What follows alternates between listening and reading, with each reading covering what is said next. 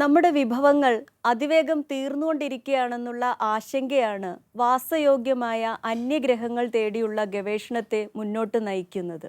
എന്നാൽ മെറ്റീരിയൽ സയൻസിലെ ഗവേഷണ പുരോഗതിയും നാനോ ടെക്നോളജിയിലെ മുന്നേറ്റവും സമസ്ത മേഖലകളിലും നമുക്ക് പ്രതീക്ഷ നൽകുന്നതാണ്. റിച്ചാർഡ് ഫെയ്ൻമാൻ 1959 പറഞ്ഞത് യാഥാർത്ഥ്യമായിരിക്കുകയാണ്. There is plenty of room at the bottom. നമസ്കാരം. ഏഷ്യാനെറ്റ് ന്യൂസ് സയൻസ് ടോക്കിൻ്റെ പുതിയൊരു എപ്പിസോഡിലേക്ക് സ്വാഗതം.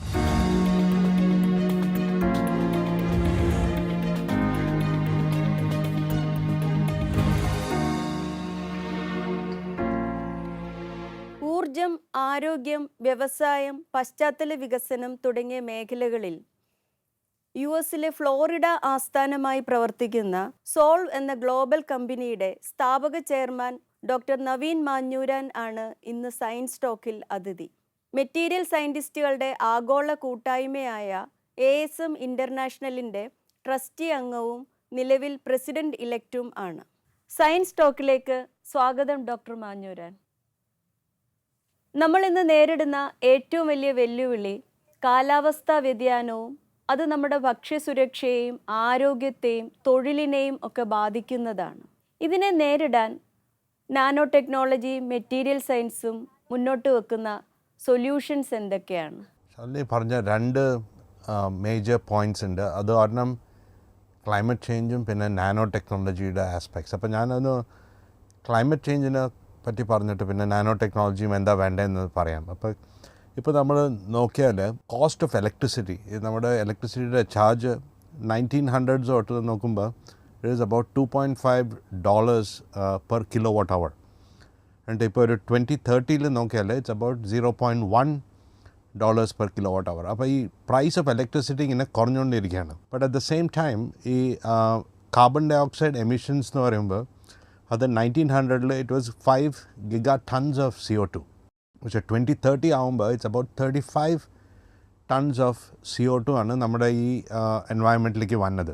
Y is this important? അപ്പോൾ അത് ഈ CO2 കൂടുമ്പോൾ നമ്മുടെ ഈ ടെമ്പറേച്ചർ ഇൻക്രീസ് ആവും, പിന്നെ കുറേ നെഗറ്റീവ് ഇഫക്ട്സ് വരും ഈ ക്ലൈമറ്റ് ചേഞ്ചിന് വേണ്ടി. അപ്പോൾ അതിന് ഒരു കോമൺ ആയിട്ട് നമ്മളൊരു ഫോർമുല ഉണ്ടാക്കിയിട്ടുണ്ട്. ഇപ്പോൾ CO2 എന്ന് പറഞ്ഞാൽ ഇറ്റ്സ് എ ഫോർമുല ISEC എന്ന് പറഞ്ഞിട്ട്. I എന്ന് പറഞ്ഞാൽ it's your number of individuals. അപ്പോൾ നമ്മുടെ ഈ പോപ്പുലേഷൻ എത്ര ഉണ്ടെന്ന് വെച്ചാൽ അപ്പോൾ കറൻ്റ്ലി 8.1 billion പീപ്പിൾ. S എന്ന് പറഞ്ഞാൽ എത്ര സർവീസസാണ് ഒരാൾക്ക് കിട്ടുന്നത്, യൂസ് ചെയ്യണത്. E എന്ന് പറയുന്നത് energy per service. And C എന്ന് പറയുന്നത് ആ CO2 എത്രയാണ് വന്നതെന്ന് ആ എക്യുപ്മെൻറ്റിന്. അപ്പോൾ ഒരു എക്സാമ്പിൾ ഞാൻ പറഞ്ഞുതരാം. ഇപ്പോൾ I എന്ന് പറഞ്ഞാൽ ഇപ്പോൾ ഇൻഡിവിജ്വൽ. അപ്പോൾ നമ്മൾ ഈ പോപ്പുലേഷൻ കൂടിക്കൊണ്ടിരിക്കുകയാണ്. അപ്പോൾ നമുക്ക് അത് കൺട്രോൾ ചെയ്യാൻ പറ്റില്ല. അപ്പോൾ CO2 will increase with I. അപ്പോൾ ആസ് എ പോപ്പുലേഷൻ ഇൻക്രീസസ് കുറേ CO2 വരും. S എന്ന് പറഞ്ഞാൽ ഈ സർവീസസ് പെർ പേഴ്സൺ. അപ്പോൾ നമ്മൾ ഇപ്പോൾ ഫ്യൂ ഇയേഴ്സ് അഗോ ചിലപ്പോൾ ഒരു ഫോൺ മാത്രമേ ഉണ്ടായിരുന്നുള്ളൂ. പക്ഷേ ഈ ഇയേഴ്സ് കൂടിക്കൊണ്ടിരിക്കുമ്പോൾ ഇപ്പോൾ ഒരാൾക്ക് ചിലപ്പോൾ 2 ഫോൺ ഉണ്ടാവും. They'll have a iPad, they'll have a laptop. അപ്പോൾ കൂടുതൽ ഡിവൈസസ് ഇങ്ങനെ കൂട്ടിക്കൊണ്ട് വരുമ്പോൾ again your CO2 emissions are increasing. എന്നിട്ട് നമ്മളിപ്പോൾ 20 years ahead നോക്കിയാൽ each person will have more devices. അപ്പോൾ ആ CO2 ഇങ്ങനെ കൂടിക്കൊണ്ടിരിക്കും.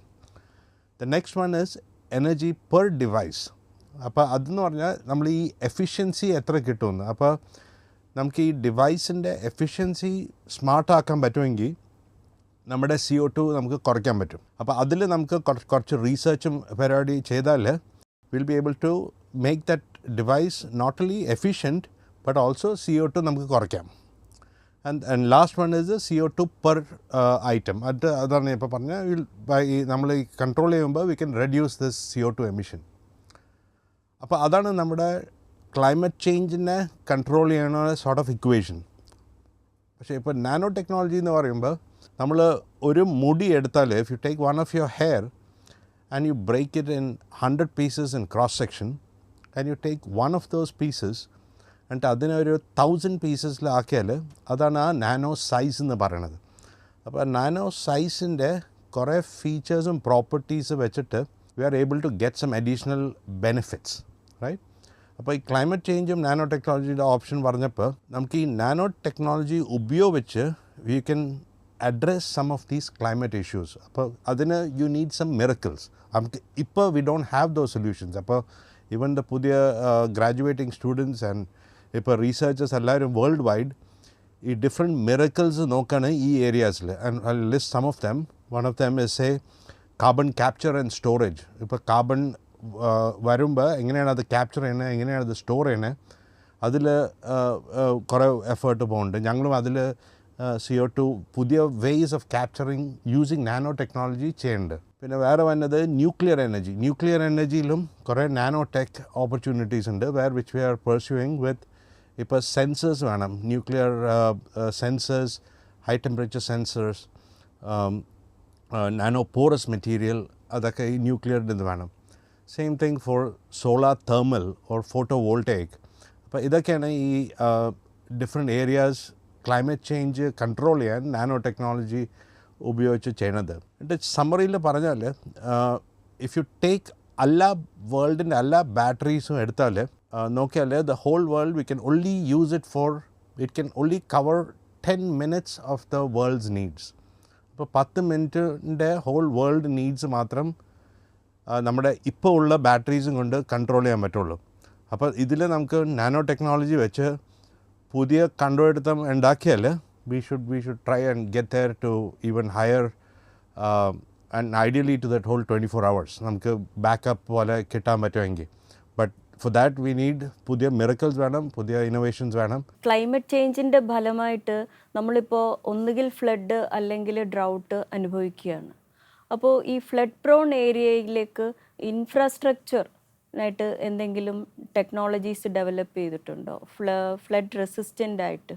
വാട്ടർ വരുമ്പോൾ water has it's on effects of ഇപ്പോൾ ബാക്ടീരിയയും ഇതൊക്കെ. അപ്പോൾ അത് നമ്മുടെ സ്ട്രക്ചേഴ്സിന് വന്നിട്ട് നമുക്ക് ആൽഗെ പോലെ അതൊക്കെ ഡെവലപ്പ് ചെയ്യാം. അപ്പോൾ നമ്മുടെ ഈ നാനോ പെയിൻറ്റ്സ്, ഈ നാനോ സ്ലറീസൊക്കെ ഉണ്ടാക്കിയിട്ട് നമ്മുടെ പെയിൻറ്റ് വാൾ പെയിൻറ്റിങ്ങിലൊക്കെ ഹൈഡ്രോഫോബിക് എന്ന് പറയും, വിച്ച് റിപ്പൽസ് വാട്ടർ. അപ്പോൾ അങ്ങനെ തന്നെ സൂപ്പർ ഹൈഡ്രോഫോബിക് ഉണ്ട്. അങ്ങനത്തെ മെറ്റീരിയൽ വെച്ചിട്ട് ഈ പെയിൻറ്റ്സ് ഉണ്ടാക്കിയാൽ you can make your structure more resistant to ഈ ഫ്ലഡ് പോകുമ്പോൾ നമ്മുടെ infrastructure is safe. But at the same time നമ്മുടെ ഈ ബിൽഡിംഗ് ബ്ലോക്സ്, ഇപ്പോൾ സിമെൻറ്റ് ബ്ലോക്സ് വെച്ചിട്ട് ഉണ്ടാക്കുമ്പോൾ അതിലും there is a lot of nano particles വെച്ചിട്ട് ഉണ്ടാക്കിയിട്ട് ഡിഫറെൻറ്റ് ഫീച്ചേഴ്സ് കൂളിങ്ങിന് വേണ്ടി ഉണ്ടാക്കുന്നുണ്ട്. ആൻഡ് ഇപ്പോൾ ഒരു നാനോ ടെക്നോളജിയുടെ ഒരു ഏരിയയിൽ കുറേ വർക്ക് പോകുന്നുണ്ട്. It's called additive manufacturing. Additive manufacturing എന്ന് പറഞ്ഞാൽ ഇറ്റ് ഈസ് ബേസിക്കലി നമ്മൾ കമ്പ്യൂട്ടറിൽ പ്രിൻറ്റ് ചെയ്യുമ്പോൾ വി ഗെറ്റ് ഒരു പേജ് പ്രിൻറ്റ് ചെയ്യുമ്പോൾ നമ്മൾ 2 dimensionലാണ് പ്രിൻറ്റ് ചെയ്യണത്, ഒരു XY ഡയമെൻഷനിലാണ് പ്രിൻറ്റ് ചെയ്യണത്. പക്ഷേ അഡിറ്റീവ് മാനുഫാക്ചറിങ് അല്ലെങ്കിൽ 3D പ്രിൻറ്റിങ്ങിൽ നമ്മൾ Z ആക്സിസിലും പ്രിൻറ്റ് ചെയ്യും. അപ്പോൾ നമ്മൾ ഒരു ഓബ്ജക്റ്റാണ് പ്രിൻറ്റ് ചെയ്യണത്. അപ്പോൾ 3D പ്രിൻറ്റിങ്ങിൽ നമുക്ക് ഈ നാനോ പാർട്ടിക്കിൾസ് അല്ലെങ്കിൽ പാർട്ടിക്കിൾസ് ഉപയോഗിച്ചാണ് ഇത് ഉണ്ടാക്കണത്. അപ്പോൾ നമ്മുടെ പാർട്ടിക്കിൾ സൈസ് ആ നാനോ സൈസ് റേഞ്ചിലാവുമ്പോൾ വേറൊരു ജാതി അഡിറ്റീവ് മാനുഫാക്ചറിങ് വെച്ചിട്ട് നമുക്ക് ഇത് ഉണ്ടാക്കാം. പക്ഷേ അപ്പോൾ അതുണ്ടാക്കുമ്പോൾ നമുക്ക് കുറേ ഫീച്ചേഴ്സ് കിട്ടും. ഇപ്പോൾ ഈ കോൺക്രീറ്റ് ബ്ലോക്സ് ഒക്കെ ഉണ്ടാക്കാനും ഡിഫറെൻറ്റ് പൊറോസിറ്റി വെച്ചിട്ട് ഉണ്ടാക്കാം. അപ്പോൾ നമ്മുടെ ഈ നോട്ട് ജസ്റ്റ് ഫോർ ഫ്ലഡിങ് എന്ത് വരുമ്പോൾ ബട്ട് ഓൾസോ ഈ ഭയങ്കര ചൂടാണെങ്കിലോ ഇതാണെങ്കിൽ നമ്മുടെ കൂളിങ്ങിന് വേണ്ടിയും it can be use in A different വേ. അപ്പോൾ അതിലും കുറേ വർക്ക് ചെയ്യുന്നുണ്ട്. ഇപ്പോൾ വീട് ഉണ്ടാക്കാൻ തന്നെ നമുക്ക് 3D പ്രിൻറ്റ് ചെയ്തിട്ട് വീട് ഉണ്ടാക്കാൻ പറ്റും. So that's also another area where there is a lot of work going on globally. ഈ material science and nano technology മേഖലകളിൽ ഡോക്ടർ മാഞ്ഞൂരാൻ്റെ ഗവേഷണ നേട്ടങ്ങൾ എന്തൊക്കെയാണ്? സ്പെഷ്യലി പേറ്റൻറ്റ്സ് കിട്ടിയ വർക്കുകൾ എന്തൊക്കെയാണ്? ഒരു ഓബ്ജക്റ്റിനെ എടുത്താൽ വി കോൾ ഇറ്റ് മാക്രോ സൈസിനെ നോക്കിയാൽ അവരുടെ forces that act on it. അപ്പോൾ ഗ്രാവിറ്റിയാണ് അതിൻ്റെ മേജർ ഒരു ഫോഴ്സ് ആക്ട് ചെയ്യുന്നത്. അപ്പോൾ നമ്മളൊരു മാക്രോ ഓബ്ജക്റ്റ് ഒരു കയ്യിൽ പിടിച്ചാൽ അത് കൈ വിട്ടാൽ it will fall to the ground because of the force of gravity, which is a significant force that pulls it to the ground. പക്ഷേ നാനോ പാർട്ടിക്കിൾസ് വരുമ്പോൾ എന്താ പറ്റണമെന്ന് വെച്ചാൽ they are so small, അപ്പോൾ അവരുടെ സർഫേസ് ഫോഴ്സസ് ആണ് അവരുടെ കൂടുതൽ stronger than the gravity force. അപ്പോൾ എന്താ പറ്റണമെന്ന് വെച്ചാൽ one of the forces is the Van der Waals forces എന്ന് പറയും. The Van der Waals forces between these two particles are so strong that അവർ താഴത്തേക്ക് വീഴുന്നതിന് നല്ലത് അവർ അഗ്ലോമറേറ്റ് ചെയ്യും. അപ്പോൾ ഈ പാർട്ടിക്കിൾസ് പോയിട്ട് അഗ്ലോമറേറ്റ് ചെയ്ത് they become a larger particle, and once they become a larger particle പിന്നെ ഗ്രാവിറ്റി വന്നിട്ട് they will fall to the ground. അപ്പോൾ അതിന് ചെയ്യാൻ the different ways by which you can keep these nano particlesനെ സെപ്പറേറ്റ് ചെയ്ത് വെക്കാൻ. അപ്പോൾ നമ്മൾ കുറച്ച് പോളിമർ ഉപയോഗിക്കും. അപ്പോൾ അത് പറഞ്ഞത് it's called steric hindrance. Steric hindrance എന്ന് പറഞ്ഞാൽ ഡിഫറെൻറ്റ് ടൈപ്സ് ഓഫ് പോളിമേഴ്സ് ഉണ്ട്. അതിനെ വെച്ചിട്ട് പാർട്ടിക്കിളിനെ കൺട്രോൾ ചെയ്യാൻ പറ്റും നമുക്ക്. ആ പാർട്ടിക്കിളിനും ഒരു ചാർജ് ഉണ്ട്. അപ്പോൾ ആ ചാർജും ഉപയോഗിച്ച് ചെയ്താൽ ഇറ്റ്സ് കോൾഡ് ഇലക്ട്രോസ്റ്റെറിക് ഹിൻഡ്രൻസ്. അപ്പോൾ അതിനെ നമ്മൾ കൺട്രോൾ ചെയ്തിട്ട് നമുക്ക് ഈ നാനോ പാർട്ടിക്കിൾസിനെ നാനോ ആക്കി വെക്കാം, so that you can maximize the benefit from that. അപ്പോൾ ഞങ്ങളുടെ കുറച്ച് റീസെർച്ചിൽ കുറച്ച് അതിനെപ്പറ്റി കുറേ ചെയ്തിട്ടുണ്ട്. ആൻഡ് ഓൾസോ ലുക്കിംഗ് അറ്റ് എത്ര nano particle and bio particle. Bio particle എന്ന് പറഞ്ഞാൽ നമ്മുടെ വൈറസൊക്കെ നോക്കിയാൽ വൈറസൊക്കെ നാനോ സൈസാണ്. അപ്പോൾ ഈ പാർട്ടിക്കിളും നാനോ വൈറസായിട്ട് എങ്ങനെയാണ് അതിൻ്റെ ഇൻട്രാക്ഷൻ, അപ്പോൾ അതിനെപ്പറ്റി കുറച്ച് വർക്ക് ചെയ്തിട്ടുണ്ട്. എന്നിട്ട് അതിൻ്റെ ആപ്ലിക്കേഷൻ നമ്മൾ നോക്കുമ്പോൾ ഈ ഡ്രഗ് ഡെലിവറി എന്ന് പറയും. ഇപ്പോൾ ക്യാൻസർ ആണെങ്കിൽ നമ്മുടെ ക്യാൻസർ ഷോർട്ട് സമ്മറി പറഞ്ഞാൽ ക്യാൻസർ എന്ന് പറഞ്ഞാൽ it's a uncontrollable multiplication of cells in your body. Generally നമ്മൾ എന്താ ചെയ്യണമെന്ന് വെച്ചാൽ വി ഡു എ കീമോതെറപ്പി. അപ്പോൾ കീമോതെറപ്പി ചെയ്യുമ്പോൾ നമ്മൾ കെമിക്കൽസ് എടുത്ത് they go and attack all the cells in your body, not just the cancerous cells. പക്ഷേ നമ്മൾ ഇത് വെച്ചിട്ട് with nanotech you can target only the cells that are infected. അപ്പോൾ അതെങ്ങനെ ചെയ്യണമെന്ന് വെച്ചാൽ ഞാൻ പറഞ്ഞ പോലെ നാനോ പാർട്ടിക്കിളിൽ you have a method of storing your drug in it and it can target. അപ്പോൾ അതിനൊരു മെക്കാനിസം വേണം. It should first store it, it should be able to travel to only detect the cells which are infected, go to those cells, attach to the cells, deliver the drug and then dissolve in your body. അപ്പോൾ അതിനെപ്പറ്റി ആ hole side of cancer drug delivery treatment ഈ nano particle science വെച്ചിട്ട് ഞങ്ങൾ ചെയ്യുന്നുണ്ട്. വേറൊരെണ്ണം is slightly different, പക്ഷേ optical fibre വെച്ചിട്ടാണ്. ഇപ്പം നമ്മൾ ഒരു റെഗുലർ ഓപ്റ്റിക്കൽ ഫൈബർ നോക്കിയാൽ ഓപ്റ്റിക്കൽ ഫൈബർ എന്ന് പറഞ്ഞാൽ ലൈറ്റ് പ്രൊപ്പഗേഷനാണ് ഒരു ഫൈബറിൻ്റെ കൂടെ ഉള്ളിൽ. എന്നിട്ട് അതെങ്ങനെയാണ് പറ്റണമെന്ന് വെച്ചാൽ there is a core and a cladding region. അപ്പോൾ നമ്മുടെ ഈ കോറും ക്ലാഡിങ്ങിൻ്റെ ഒരു റിഫ്രാക്റ്റീവ് ഇൻഡെക്സ് ഡിഫറൻസ് വെച്ചിട്ടാണ് ലൈറ്റ് ആ കോറിൻ്റെ ഉള്ളിൽ കൂടെ ട്രാവൽ ചെയ്യണത്. ആൻഡ് ഈ റിഫ്രാക്റ്റീവ് ഇൻഡെക്സ് ഡിഫറൻസ് വന്നത് is because you add some dopant elements. ഇപ്പോൾ ബോറോൺ എന്ന് പറഞ്ഞാൽ that's one of the elements that you add and which creates the refractive index difference between your core and the cladding. പക്ഷേ എന്താ പറ്റണമെന്ന് വെച്ചാൽ at high temperature ഓപ്പറേഷൻസിൽ ഈ ബോറോണൊക്കെ diffuse ആവും. അപ്പോൾ ഡിഫ്യൂസ് ആവുമ്പോൾ ആ കോറും ക്ലാഡിങ്ങിൻ്റെ റിഫ്രാക്റ്റീവ് ഇൻഡെക്സ് ഡിഫറൻസ് മാറി കിട്ടും. അപ്പോൾ what will happen is the whole fiber will have the same refractive index and then the light will not propagate through that fiber. അപ്പോൾ അതിനു വേണ്ടി we have created a different type of fibre, ഈ call holey fibres. അപ്പോൾ holey fibres എന്ന് പറഞ്ഞാൽ അതിൽ ഈ cladding റീജിയനിൽ ഹോൾസ് ഉണ്ട്, നാനോ ഹോൾസ്.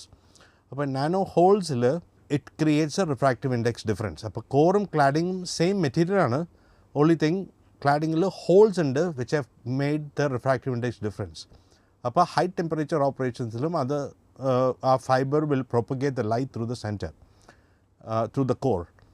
ആൻഡ് ഈ ഹോൾസ് ഉള്ളപ്പോൾ നമുക്ക് ഇലക്ട്രോണിക് ഡിവൈസസ് അതിനുള്ളിൽ വയ്ക്കാം, by which you can now control temperature, pressure, അങ്ങനത്തെ കാര്യങ്ങൾ. So that is also something that we are doing. വേറൊരു ഏരിയ ഇതിൽ കോൺട്രിബ്യൂഷൻസ് ഉള്ളത് is in coatings, nano coatings. ഇപ്പോൾ നമ്മുടെ സെൽഫോണിലൊക്കെ യു ഹാവ് ഒരു പ്രൊട്ടക്റ്റീവ് കോട്ടിംഗ് ഉണ്ട്, സൂപ്പർ ഹൈഡ്രോഫോബിക് കോട്ടിംഗ്. നമ്മുടെ കൈയുടെ sweat doesn't get into the electronics of the circuit. Right? അപ്പോൾ ഒരു നല്ലൊരു തിൻ കോട്ടിംഗ് ഉണ്ട് അതുമ which prevents the sweat from entering the electronics of your phone. And similar coating structures നമ്മൾ even power ജനറേഷനിൽ turbine ബ്ലേഡ്സിനൊക്കെ ഉപയോഗിച്ച് so that you get a higher efficiency of your turbine so that you can generate more power that will bring electricity to more houses, right? അപ്പോൾ അതിനും നമ്മൾ just to give you a few examples of my contribution in that space. പാറ്റൻസിൻ്റെ ഒരെണ്ണത്തിൽ ഞാൻ പറയാം. ഇപ്പോൾ ഒരു patent ഉള്ളത് is on cleaning ക്രിവിസസ്. ഇപ്പോൾ നമ്മുടെ ക്രാക്സ് ഉള്ളപ്പോൾ ഒരു ജനറലി വാട്ട് ഹാപ്പൻസ് ഇസ് ഒരു ചെറിയൊരു ക്രാക്ക് വരും. ആ ക്രാക്ക് ഒരു നാനോ ക്രാക്ക് പോലെ ആയിരിക്കും, which is very small. And അതിൻ്റെ ഉള്ളിൽ കുറേ ഓക്സൈഡ്സ് ആയിട്ട് ഡെവലപ്പ് ചെയ്യും അതിൻ്റെ ഉള്ളിൽ. അപ്പം നമ്മൾ ജനറലി എന്താ ചെയ്യണമെന്ന് വെച്ചാൽ അത് ഫിക്സ് ചെയ്യാൻ you either do some welding or a brazing operation. And അത് ചെയ്യാൻ first you need to clean those cracks. പക്ഷേ ആ ക്രാക്സ് ക്ലീൻ ചെയ്യാൻ it's very difficult because the very narrow cracks and അവർ ആ നാനോ ക്രാക്സ് പോലെയാണ്. അപ്പോൾ നമ്മൾ ഈ നാനോ സൊല്യൂഷൻ ഉപയോഗിച്ച് we have created different ways by which you can crack പോയിട്ട് it cleans the crack so that it prepares it for your joining or welding or brazing operation later. അപ്പോൾ that is one of the examples of the patterns. and അങ്ങനെ കുറച്ചുണ്ട്, but at least that gives you a feel. നമ്മുടെ challenges ahead എന്ന് പറഞ്ഞാൽ എനർജിയിൽ there are few challenges. ഞാൻ പറഞ്ഞ പോലെ with CO2 emission is a big one. Looking at efficiency, എങ്ങനെയാണ് efficiency improve ചെയ്യണേ for different energy systems, including photovoltaic systems. Healthcare ഇതിൻ്റെ ഏരിയാസിൽ ഇപ്പോൾ ഡ്രഗ് ഡെലിവറി ഞാൻ പറഞ്ഞ പോലെ ഫോർ ക്യാൻസർ, വേറെ എക്സോസോംസ് ഉപയോഗിച്ച് ക്യാൻസറിൽ വേറെ ഒരു ഇത് also we are doing with additive manufacturing. അതിലും there is a lot of opportunity because there is no solution as of now. അപ്പോൾ നമ്മൾ everybody is still trying to find a solution. വേറെ ഇൻഡസ്ട്രിയിൽ ഓൾസോ ഇപ്പോൾ നമ്മുടെ കമ്പ്യൂട്ടർ ചിപ്സ് തന്നെ ഇപ്പോൾ ചെറുതായിക്കൊണ്ടിരിക്കുകയാണ്. അപ്പോൾ അതിൽ the number of transistors that are there on a computer chip is also getting smaller, and it's also a nano size ആണ് അത് ഓപ്പറേറ്റ് ചെയ്യണേ. അപ്പോൾ അതിലും ഇന്നോവേഷൻസ്, ഡിഫറെൻറ്റ് മെറ്റീരിയൽസ് ഉപയോഗിച്ച് നമുക്ക് ഹയർ ഇൻപുട്ട് കിട്ടാൻ പറ്റുമെങ്കിൽ that is another miracle that is needed. I think that's where we can focus on to address some of these challenges. Materials ഗവേഷണ രംഗത്ത് പുതിയ മേഖലകൾ വന്നുകൊണ്ടിരിക്കുകയാണല്ലോ. അപ്പോൾ ഏതൊക്കെ മേഖലകൾക്കാണ് വളർച്ച കാണുന്നത്? ഇപ്പോൾ മുമ്പ് മെറ്റീരിയൽ സയൻസ് എന്ന് പറയുമ്പോൾ there was generally two or three areas. One of it was metals എന്ന് പറയുമ്പോൾ ഈ സ്റ്റീൽസ്, അലോയ്സ്, അതിനെ പറ്റിയുള്ള റീസർച്ച് ആയിരുന്നു. മറ്റത് പോളിമേഴ്സ് എന്ന് പറയും. പോളിമേഴ്സ് എന്ന് പറഞ്ഞാൽ ഈ നമ്മുടെ പ്ലാസ്റ്റിക് ബോട്ടിൽസ്, നമ്മുടെ ക്ലോസറ്റ്സ്, നമ്മുടെ ബോട്ടിൽ ക്യാപ്സ്, അതൊക്കെ പോളിമേഴ്സ് എന്ന് പറയും. another one was ceramics. ഈ സെറാമിക്സ് എന്ന് പറയുന്നത് ഈ നമ്മുടെ പോർസലൈൻ കപ്സ്, കോഫി കപ്സ്, അതൊക്കെ സെറാമിക്സ് എന്ന് പറയും. And then those were the three major areas of material science കുറേ കൊല്ലത്തേക്ക്. പക്ഷേ ഇപ്പം നമ്മൾ നോക്കുമ്പോൾ there are many more areas that have come up. and other ഞാൻ ഇപ്പോൾ പറയാം, one of them is electronic materials. electronic materials എന്ന് പറഞ്ഞാൽ നമ്മൾ ഈ കമ്പ്യൂട്ടർ ചിപ്സ്, silicon wafers, അതൊക്കെ ഉണ്ടാക്കണം. How do you make a silicon wafer using your materials concept? Single ക്രിസ്റ്റലൊക്കെ വെച്ചിട്ട് you make your silicon wafer. And അതുമേയാണ് ട്രാൻസിസ്റ്റർ വെക്കണം, which is again all your electronic materials concepts അതിലേക്ക് വരും. That's also a part. Another big area is biomaterials. Biomaterials എന്ന് പറഞ്ഞാൽ നമ്മുടെ ബോഡിയിൽ ഉള്ള materials. So there can be artificial implants, there could be bioglass എന്ന് പറഞ്ഞ ഒരു മെറ്റീരിയൽ ഉണ്ട് which can only bind to your body, or it can be in nano medicine related topics which I talked about earlier with cancer target ചെയ്യാൻ അല്ലെങ്കിൽ വേറെ other diseases target ചെയ്ത് ഉപയോഗിക്കണം. So that nanomedicine area comes into play.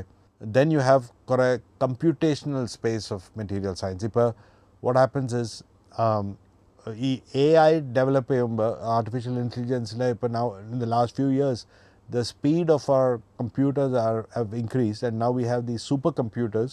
And in supercomputers എന്ന് വെച്ചാൽ the benefit is മുമ്പ് നമുക്ക് എന്തെങ്കിലും എക്സ്പെരിമെൻറ്റ് ചെയ്യണമെങ്കിൽ you had to create your matrix, and എല്ലാ എക്സ്പെരിമെൻറ്റ് ചെയ്ത് നമ്മുടെ ഫുൾ അനാലിസിസ് കഴിഞ്ഞിട്ടാണ് നമുക്ക് അറിയണേ which one is the best combination that you want to proceed with for your final testing.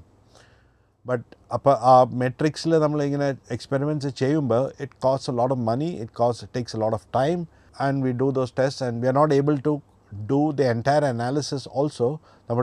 Based on how much money and time we have, we create that matrix and we do the test. പക്ഷേ ഇപ്പോൾ ഈ computational material സയൻസിൽ നമുക്ക് ഇതെല്ലാം കമ്പ്യൂട്ടറിൽ ചെയ്തിട്ട് it will tell us exactly which one is the best combination. And upon that field is also growing. The same thing goes with alloy selection. Nammada alloy selection also you can do it in a computational material science manner, right? So all those are new areas, and new areas le varumba it is you're not only using the concepts of physics and chemistry and mathematics. Before it was say like I said earlier, it was metals, steels ആയിരുന്നു അതിനെപ്പറ്റി, and then you started using a lot of physics and chemistry concepts when you started using nanotechnology and other areas. The surface forces അതൊക്കെ വരുമ്പോൾ it's all particles, they're all concepts of physics, chemistry that are used here. And then when you go into the biomaterials, nanomedicine, all those areas, now you're using biology as a concept. And then when you're going into computational material science, you're using computer science, you're using electrical engineering for your electronic materials, you're using electronics and communication engineering for your electronic, for your wafers, for your chips and so on. So your material science has become a very broad area utilizing concepts from different fields to come up with a solution. So it's grown more than metal, ceramics, polymers. ഗവേഷണ രംഗത്ത് നിന്ന് corporate രംഗത്തേക്ക് എങ്ങനെയാണ് എത്തിയത്? ഇവിടെ കൊച്ചിയിലാണ് പഠിച്ചത്. അത് കഴിഞ്ഞിട്ട് ഞാൻ NIT വാറങ്കലിൽ എൻട്രൻസ് കിട്ടി. നാഷണൽ ഇൻസ്റ്റിറ്റ്യൂട്ട് ഓഫ് ടെക്നോളജി വാറങ്കലിൽ പോയി എഞ്ചിനീയറിംഗ് പഠിച്ച്. അവിടുന്ന് Warangal 1959 it's the oldest of the national institute of technologies in India. എന്നിട്ട് അവിടെ ആക്ച്വലി ഗ്രാജുവേഷനിൽ 3 അവാർഡ്സാണ് കൊടുക്കുന്നത്. And I proud to say that still now I am the only person to have won 2 of those awards since 1959. വാറങ്കലിൽ കഴിഞ്ഞ് അവിടുന്ന് ഒരു scholarship കിട്ടി. Masters university of ഫ്ലോറിഡയിൽ പോയി ചെയ്ത്. അവിടുന്ന് വെർജീനിയ ടെക്കിൽ എൻ്റെ പ്രൊഫസർ അങ്ങോട്ട് മാറിയപ്പോൾ അവിടെ പോയി PhD ചെയ്ത് ഡോക്ടറേറ്റ് ചെയ്ത്. എൻ്റെ സീമെൻസ് എന്ന് പറഞ്ഞ കമ്പനിയിൽ ആദ്യം ചേർന്ന് ആസ് എ മെറ്റീരിയൽസ് എഞ്ചിനീയർ. പക്ഷെ അവിടുന്ന് ക്വിക്ക്ലി പ്രൊമോഷൻ കിട്ടി, മാനേജറായി, ഡയറക്ടറായി, വൈസ് പ്രസിഡൻ്റായി. അവിടുന്ന് university of Chicago, which is the number 1 MBA management school in the US, or rather globally, booth school of business എന്ന് പറയും. അവിടുത്തെ ബൂത്ത്, ഹാർവർഡ്, വാട്ടൺ, അതാണ് ടോപ്പ് 3. അവിടുന്ന് പോയി സീമെൻസ് ഇത് സ്പോൺസർ ചെയ്ത് MBA ചെയ്ത്. ആൻഡ് ഹാർവർഡ് യൂണിവേഴ്സിറ്റി പോയി എക്സിക്യൂട്ടീവ് മാനേജ്മെൻറ്റ് എഡ്യൂക്കേഷനും പഠിച്ച് തിരിച്ച് senior vice president for energy and health care ആയി സീമെൻസിൽ വന്നു. അപ്പോൾ അങ്ങനെ അതായിരുന്നു എൻ്റെ ബാക്ക്ഗ്രൗണ്ട് മെയിൻലി വർക്കിൽ. And then at the same time US-ൻ്റെ ടെക്നോളജി USA-യുടെ ടെക്നോളജി അഡ്വൈസറി ഗ്രൂപ്പിൽ ഞാനൊരു മെമ്പറാണ്. അപ്പോൾ അവിടുത്തെ ടെക്നോളജി എന്താ, എങ്ങോട്ടാണ് പോകേണ്ടതെന്നൊക്കെ ഐ ഗിവ് ദം അഡ്വൈസ്. അങ്ങനെ തന്നെ വെർജീനിയ ടെക്കിൽ I have also been a adjunct professor. 2010 തൊട്ട് I have been a adjunct professor. കുറേ യൂണിവേഴ്സിറ്റിയിലെ ബോർഡിലാണ്. ഇപ്പോൾ കറൻ്റ്ലി യൂണിവേഴ്സിറ്റി ഓഫ് ഫ്ലോറിഡയുടെ കോളേജ് ഓഫ് എഞ്ചിനീയറിംഗിൻ്റെ ബോർഡ് ചെയറാണ്. മെറ്റീരിയൽ സയൻസിൻ്റെ ഡിപ്പാർട്ട്മെൻറ്റിൻ്റെ ചെയറാണ്, അഡ്വൈസറി ബോർഡിൻ്റെ. ആൻഡ് MITയുടെ എനർജി ഇനീഷ്യേറ്റീവ് ബോർഡിലുണ്ടായിരുന്നു. യൂണിവേഴ്സിറ്റി ഓഫ് ഷിക്കാഗോ ബോർഡിൽ ഞാൻ സെർവ് ചെയ്തിട്ടുണ്ട്. വെർജീനിയ ടെക്കിൽ ബോർഡിൽ സെർവ് ചെയ്തിട്ടുണ്ട്. കുറേ കമ്പനിയുടെ ബോർഡിൽ സെർവ് ചെയ്തിട്ടുണ്ട്. അപ്പോൾ ആ ബാക്ക്ഗ്രൗണ്ട് വെച്ച് നോക്കുമ്പോൾ ഞാൻ കുറേ എക്സ്പീരിയൻസ് എനിക്കുണ്ടായിരുന്നു. I had spent about 10 years in the US. I had the siemens experience. ഞങ്ങൾക്ക് അപ്പോഴേക്കും ഗ്രീൻ കാർഡും അതൊക്കെ ആയി. And I was less than 40 years old. ആ പാഷൻ ഉണ്ടായിരുന്ന ഒരു കമ്പനി തുടങ്ങണം, ആൾക്കാർക്ക് ജോലി കൊടുക്കണം. If I can create something with a difference using my materials, nanotech, technology background വെച്ചിട്ട്. Because by then I also had ഒരു global network ഉണ്ടായിരുന്നു. അപ്പോൾ അതൊക്കെ വെച്ചിട്ട് കുറേ പേരോട് ചോദിച്ചു എന്താ, how should I proceed? And my heart the desire was, ഇപ്പോൾ ജോലി കമ്പനിയിൽ ജോലി ചെയ്യണമെങ്കിൽ then I could have stayed in India. I did not have to go to the US. അപ്പോൾ US-ൽ there is a lot of opportunity to start your own company. അപ്പോൾ അത് വെച്ചിട്ട് I decide okay നമുക്ക് ഇതെടുക്കാം, സോൾവ് തുടങ്ങാം. And then Siemens ആയിട്ട് ആദ്യത്തെ കസ്റ്റമറായിരുന്നു. And then we continued on.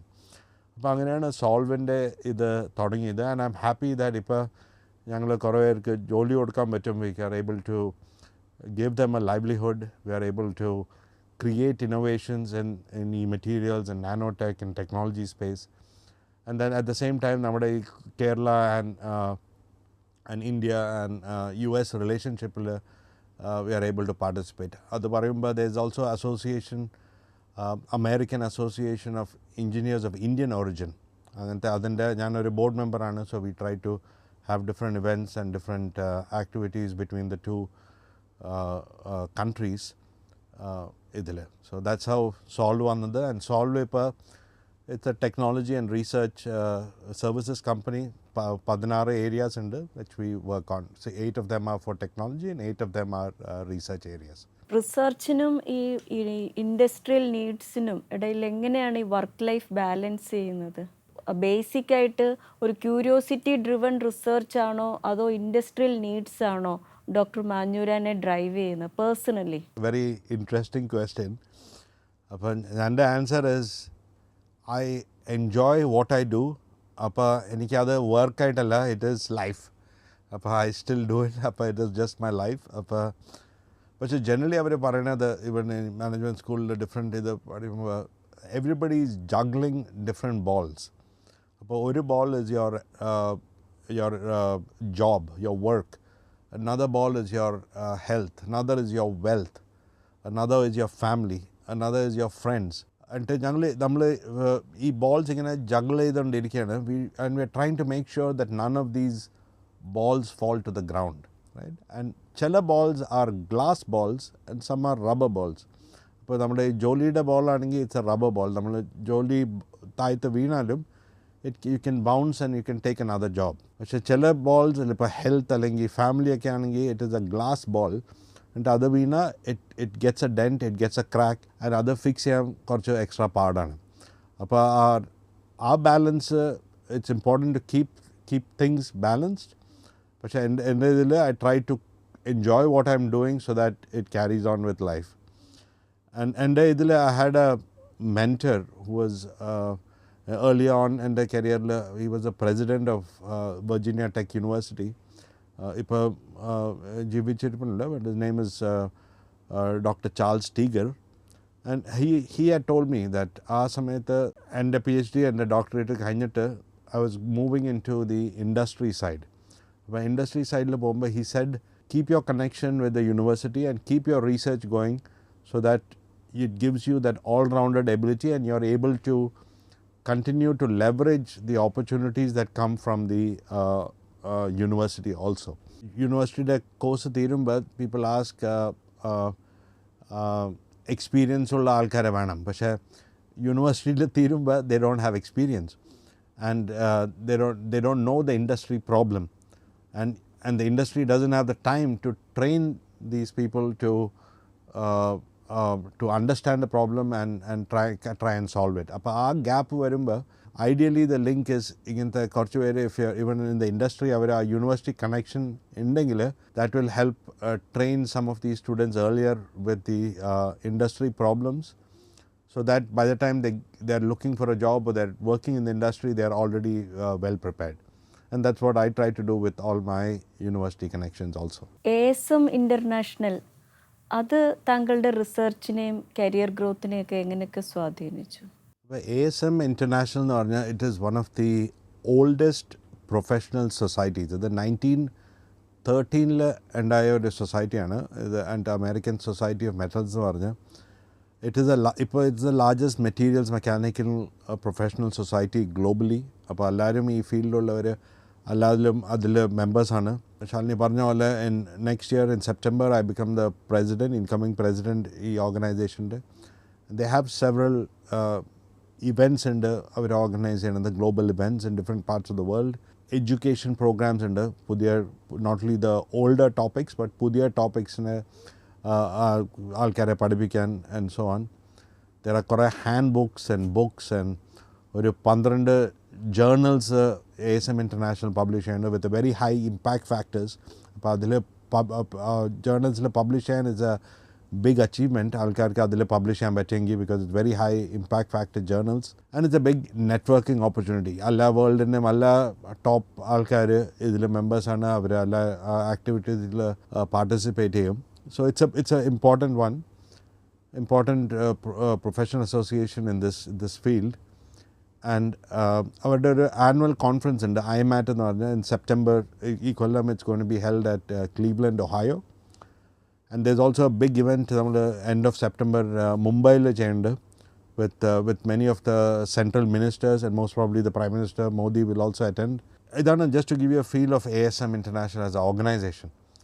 അപ്പോൾ പക്ഷേ അതിൽ now ഈ ഡിഫറെൻറ്റ് ഫോറമിൽ ഇപ്പോൾ ഈ കോൺഫറൻസ് ഇവൻറ്റിലൊക്കെ you have participation from academia, കുറേ യൂണിവേഴ്സിറ്റിയുടെ ടോപ്പ് ആൾക്കാർ, university researchers, professors.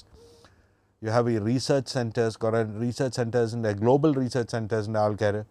And then you have ഇൻഡസ്ട്രിയുടെ കുറേ ആൾക്കാർ, അല്ല R&D heads, technology heads, researchers, scientist and graduate students, undergraduate students എല്ലാവരും ഈ ഇവൻറ്റ്സിൽ വരും. അപ്പോൾ എന്താ പറ്റണമെന്ന് വെച്ചാൽ, വൺ ഇസ് അവർ പ്രസൻറ്റ് ചെയ്യുമ്പോൾ you listen to what is the latest going on in these particular areas. And then നമ്മുടെ കുറേ എക്സിബിറ്റ് ഫ്ലോർ ഉണ്ട്. Exhibit floor also people are showing, highlighting their innovations and technology. അങ്ങനെ അപ്പോൾ നമ്മൾ പോകുമ്പോൾ you can see where the connections are. ഇപ്പം and ആ connection വെച്ചിട്ട് then you are able to come back. In our case, what we have done is also കുറേ ഇങ്ങനത്തെ network വെച്ചിട്ട് നമ്മുടെ കണക്ഷൻ ഉണ്ടാക്കി കഴിഞ്ഞിട്ട് we are able to submit some stronger proposals. ഇപ്പോൾ ഗവൺമെൻറ് പ്രപ്പോസൽ ആണ്, കമ്പനി പ്രപ്പോസൽസ് ആണ്. നമ്മുടെ ഗ്യാപ്പ് ഫിൽ ചെയ്യാൻ we have the right partner ഈ ഫോറംസിൽ നമുക്ക് കണ്ടുപിടിക്കാൻ പറ്റും. ഇപ്പോൾ ഏത് പ്രോബ്ലം സോൾവ് ചെയ്യണമെന്ന് വെച്ചാൽ you can form the right team in these different platforms. നമ്മുടെ രാജ്യത്തെ സിറ്റുവേഷൻസ് നോക്കുകയാണെങ്കിൽ ഇവിടെ ഇപ്പോൾ വിദ്യാസമ്പന്നരുടെ ഇടയിൽ 60% മുകളിലാണ് തൊഴിലില്ലായ്മ. അണ്ടർ എംപ്ലോയ്മെൻറ്റും വളരെ കൂടുതലാണ്. അപ്പോൾ ഇത്രയും ഒരു റിച്ച് എക്സ്പീരിയൻസ് വെച്ച് നമ്മുടെ രാജ്യത്തെ ഈ സിറ്റുവേഷനെ എങ്ങനെ കാണുന്നു? There are some 5 mega trends ആണ് ഇപ്പോൾ കാണുന്നത്. അപ്പോൾ നമ്മൾ എംപ്ലോയ്മെൻറ്റും അൺഎംപ്ലോയ്മെൻറ്റും ഇത് പറയുമ്പോൾ there is a change that is happening globally. അപ്പോൾ ഞാൻ ചേഞ്ചസ് ആദ്യം പറയാം, and then I can talk a little bit about the solution. ആദ്യത്തെ change is the demographic change. ഇപ്പോൾ നമ്മൾ ഇയർ 2000 നോക്കിയാൽ the world population was 6 billion. ഇപ്പോൾ 2050 ആകുമ്പോൾ we are going to be at about 10 billion. അപ്പോൾ ആ സെയിം ജോബിന് there are going to be so many more people applying. Same thing with urbanization. Urbanization എന്ന് പറഞ്ഞാൽ ഇസ് മെഗാ സിറ്റീസ്. ഇപ്പോൾ 2024 there are 33 mega cities. Mega cities എന്ന് പറഞ്ഞാൽ is A city like new Delhi. 30 ആകുമ്പോഴേക്കും you're going to have 43 of them. So another 10 mega cities. അപ്പോൾ mega cities വരുമ്പോൾ there is a much more demand and there's a need of there's an opportunity. The same thing, like I said, climate change in the CO2 dam, there's a problem with the emissions. ഇപ്പോൾ 5 gigatons in 1900 and now it's going to get to 35 gigatons in 2030. Where under mega trends another is globalization versus localization. എന്ന് പറഞ്ഞാൽ നമ്മുടെ local is global എൻ്റെ ഒരു concept ഉണ്ട്, where there is a need to address the solution in the same region. And the fifth one is digitisation. നമ്മുടെ ഈ AI-യും artificial ഇൻ്റലിജൻസും machine ലേണിങ്ങും അനലറ്റിക്സും ഇങ്ങനത്തെ കാര്യങ്ങളൊക്കെ വന്നപ്പോൾ it's a digitisation which is also changing the landscape. എന്താ വേണ്ടതെന്ന് വെച്ചാൽ we have to train our workforce to address these mega trends. അപ്പോൾ അതാണ് now we need to focus on ഇപ്പോൾ material science or even nanotech or whichever areas ആണെങ്കിലും നമ്മുടെ ആ artificial intelligence aspect വേണം for it, because that's where things are going and that's what we are doing too. ഞങ്ങളുടെ കുറേ ആസ്പെക്ട്സിൽ we use a lot of AI and അവിടെ there is a lot of opportunity, not just filling up regular jobs but also getting high paid salaries for those positions. Whereas another is technology and innovation key enablers. അതിന് നമ്മൾക്ക് focus ചെയ്യണം. അപ്പോൾ നമുക്ക് focus ചെയ്യുന്നത് is on technology driven advantages. കുറച്ച് എന്ത് advantage കിട്ടും by using the particular technology. So we should try to be in that space. The other one is new technology drivers. ഞാൻ ആദ്യം പറഞ്ഞ കുറച്ച് ടെക്നോളജി ഡ്രൈവേഴ്സ് സ്പേസിൽ നമുക്ക് എന്തെങ്കിലും ചെയ്യാൻ പറ്റുമെങ്കിൽ or if we can learn, then we are preparing ourselves to find a job in that space. And the third one is smart innovation. പുതിയ smart innovations കണ്ടുപിടിച്ചാൽ we are able to create that space and create the jobs. So in a nutshell, what I'm trying to say is the jobs that were there 30 years ago are not the jobs that are going to be there in the future. We need to change based on these mega trends and prepare ourselves to be ready for better paying jobs in the future. അപ്പോൾ നമ്മുടെ ആ learning flexibility ഉണ്ടാവണം so that we can learn these new jobs and get these new jobs. But at the same time, there is also a constraint. ആദ്യം പറഞ്ഞ പോലെ with the university, there is university and industry mismatch എന്ന് പറയും. യൂണിവേഴ്സിറ്റിയിൽ നിന്ന് students graduate ചെയ്യുമ്പോൾ they don't know what the industry wants, but at the industry what they want is they want the person to come on the first day and be ready to work. അപ്പോൾ ആ mismatch build ചെയ്യാൻ there are also certain training programs, there are projects that they can be done together, and many of these universities are also trying project work, industry training, internships, co-op അങ്ങനത്തെ പരിപാടിയൊക്കെ വെച്ചിട്ട് so that the students can get that exposure to get that job. Because industry as you're seeing it, അവർക്ക് training ചെയ്യാൻ സമയമല്ല, but also it costs money and time, and you don't know if the person would be the right fit for that job. Universities la pressure ഉണ്ട് so that they can even the curriculum, university curriculum final year like ആവുമ്പോൾ where they can focus a little bit more towards industry, academia എന്ന് പറഞ്ഞാൽ they can get there.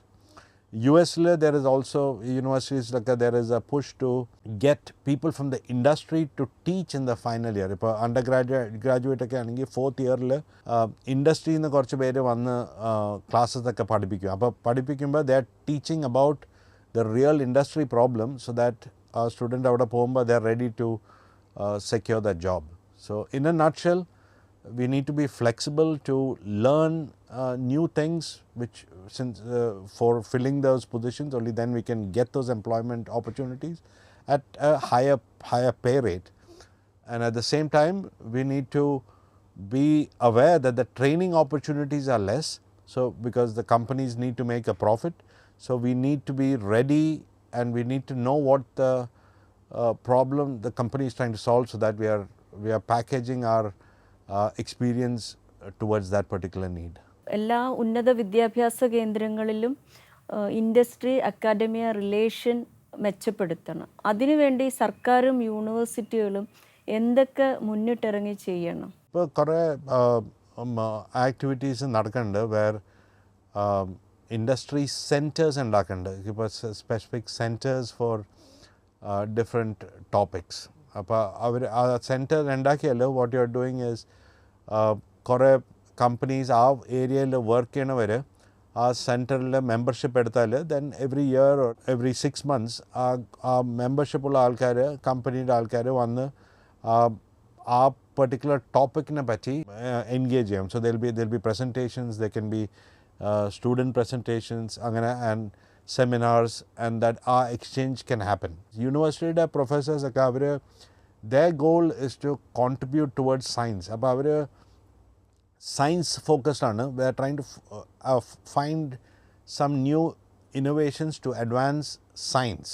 Whereas industries they are trying to find a solution because they have to make a product which is profitable.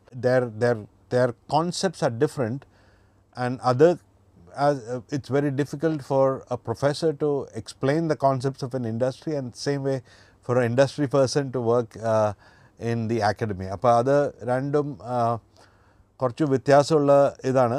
And so therefore these ഇങ്ങനെ ഈ കൺസോർട്ടിയംസ് ഉണ്ടെങ്കിൽ അല്ലെങ്കിൽ ഈ കോൺഫറൻസസിലൊക്കെ is a good platform to start building it. And one of the things that has helped me is to early on is to have a mentor. If you have a mentor in the field that you want to go, that mentor can sort of guide you either direction la ponda and what you need to do to be successful in that area. Material ഗവേഷണ രംഗത്തും കൂടെ ഉള്ളതുകൊണ്ട് ചോദിക്കുകയാണ്. നമുക്കിപ്പോൾ basic science റിസർച്ചിൽ സർക്കാർ fund കുറഞ്ഞു വരികയാണെന്നാണ് കണക്കുകൾ കാണിക്കുന്നത്. പ്രത്യേകിച്ചും 2010 മുതൽ ഇങ്ങോട്ട് കുറയുകയാണ്. കഴിഞ്ഞ കുറേ വർഷങ്ങളായി കുത്തനെ കുറഞ്ഞിരിക്കുകയാണ്. അപ്പോൾ ഈ ഒരു ട്രെൻഡ് അതിൻ്റെ ഭവിഷ്യത്ത് എന്തായിരിക്കും? ബേസിക് സയൻസിൻ്റെ ഫണ്ട് നമ്മൾ ഈ യൂണിവേഴ്സിറ്റീസിൽ ഫണ്ടമെൻ്റൽ റീസെർച്ച് എന്ന് പറഞ്ഞ് യൂണിവേഴ്സിറ്റി ഡസ് ഫണ്ടമെൻ്റൽ റീസെർച്ച്. പിന്നെ നമ്മളെ കുറച്ച് റീസെർച്ച് ലാബ്സ് ഉണ്ട്, different kinds of research labs. Like ഇപ്പോൾ Tata institute of fundamental research എന്നൊക്കെ പറഞ്ഞ് ഡിഫറെൻറ്റ് US-ലും കുറേ റീസെർച്ച് ലാബ്സ് ഉണ്ട് which focus on applied research. അവർ അപ്ലൈഡ് റീസെർച്ച് ചെയ്യുന്നുണ്ട്. ആൻഡ് ദെൻ യു ഹാവ് ഇൻഡസ്ട്രിയിൽ നോക്കുമ്പോൾ അവർക്കും അവിടെ റീസെർച്ച് ടീംസ് ഒക്കെ ഉണ്ട് where they are doing research but they all go with a focused on commercialization. അവർ പ്രോഡക്റ്റ് ഓറിയൻറ്റഡ് റീസർച്ചാണ് ചെയ്യുന്നത്. അപ്പോൾ ഫണ്ടമെൻ്റൽ റീസർച്ച് ഇല്ലെങ്കിൽ നമുക്ക് അപ്ലൈഡ് റീസർച്ച് ചെയ്യാൻ പറ്റില്ല. കറക്റ്റ്. So exactly right. അപ്പോൾ അതിലും ഞാൻ പറഞ്ഞത് is only the direction in which it is going, പക്ഷേ we definitely need a lot of funding for fundamental research, and ആ ഫണ്ടമെൻ്റൽ റീസർച്ചിലാണ് നമ്മുടെ കുറേ പാറ്റൻസ് വന്നത്, കുറേ ഇന്നോവേഷൻസ് വന്നത്, കുറേ even the country and the റീജിയൻ്റെ റെക്കഗ്നിഷൻ വന്നത് is in that fundamental research area where we definitely need money to be spent, and only then our interest is there for the people to pursue those particular tracks, right? അപ്പോൾ അതിൽ definitely there is more money that needs to be spent there. വളരെയധികം നന്ദി doctor Manjooran. ഇനിയും വളരെയധികം മുന്നേറ്റങ്ങൾ research and development മേഖലയിൽ കൈവരിക്കട്ടെ. എല്ലാവിധ ആശംസകളും. Yeah, thank you very much, Shalini, and thank you. It was nice to be here, and I'm looking forward to staying in touch. Thank you.